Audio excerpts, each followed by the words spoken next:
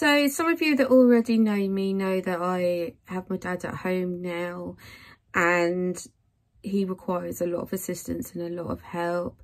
I don't provide the personal care, I'm unable to, and he needs 2 people to care for him. So I'm a carer for him in every other way, just not the personal care. He does require a lot of care. He is fully reliant. He is fully bedbound, fully housebound, has dysphasia because he had a really bad stroke in summer 2015. He has a right hand-sided weakness, and basically he can't write, limited speech. He can kind of make his needs known, but kind of with hand gestures. Because of his disability, I am the lasting power of attorney, so I have to do all his banking, all his finances, all his shopping. And I also have a very old property that we live in. It's coming up to a century old that I have to maintain. So I have all the responsibilities of a homeowner, but not actually being a homeowner. And the house itself, because of its age, is needing quite a lot of work. So that is quite hard. Then on top of that, you've got various visits. So you've got visits from the nurse, visits from, deliveries as well, medications or other things.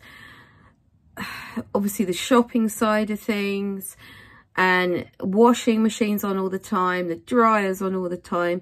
I've got 2 young children as well, and the dishwasher only broke after a couple of years because I think of the amount of strain that we put in it as a family of 5. So if that goes wrong, I have to get that fixed. I have to get that repaired, because we can't do without a dishwasher or a washing machine. Well, maybe a dishwasher at a push, but a washing machine for sure not. Dad actually requires a lot of washing, probably I would say at least once a day, if not every 2 days. And the other thing was when he had his stroke, it was obviously really, really hard. And they actually put him on end of life care. They didn't think he was going to make it. And I think one of the worst things was that he was not put on a drip because they thought it said no drip instead of low drip. So they actually deprived him of water for 2 days. And I actually found him in the bath at home, and he collapsed in the bath, and it took 2 lots of ambulance people to get him out of the property, because it's the bathroom is very small and it's down a narrow passageway, and he's a big man. He's a very big man. That's another reason why I can't actually physically lift him, especially by myself, and certainly none of the other carers should be lifting him. In the last year or so, things have been tough. We have the carer visits. I don't honestly know what I would do without the carers, but understandably it can be quite disruptive. We have 4 visits every 4 hours with 2 carers every day. So 4 visits of 2. 4 visits of 4? Sorry, 4 visits of 4. And that can be very disruptive. We live all on one ground floor. I can't speak. We live on a ground floor bungalow with 1 toilet, and that is tough. And the other thing I was going to add is, in the last year or so, I've noticed that he has deteriorated a little. He used to get out of bed and sit in a recliner chair.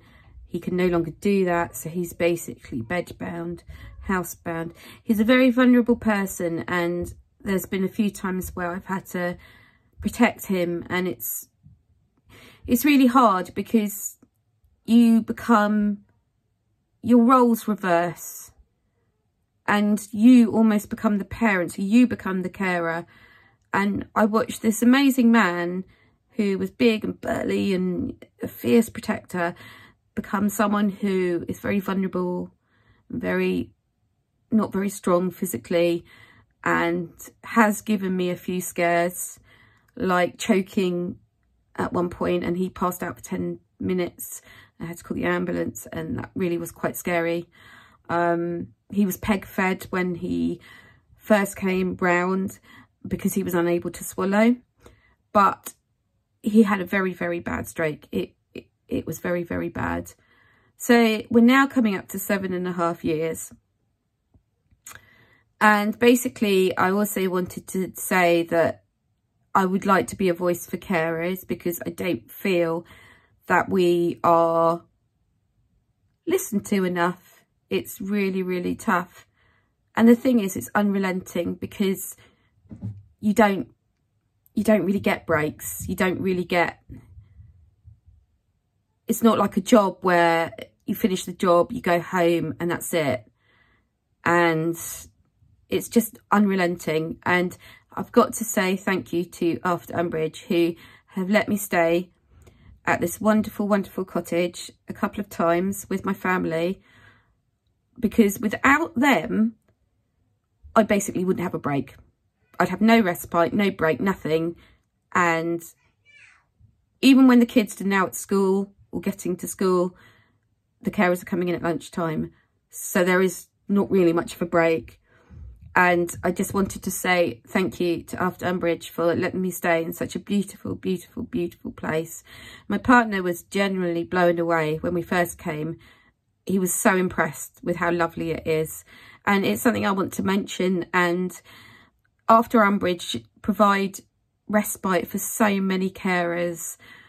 And it's a lifeline. Not many people do it. And it's fab. So thank you.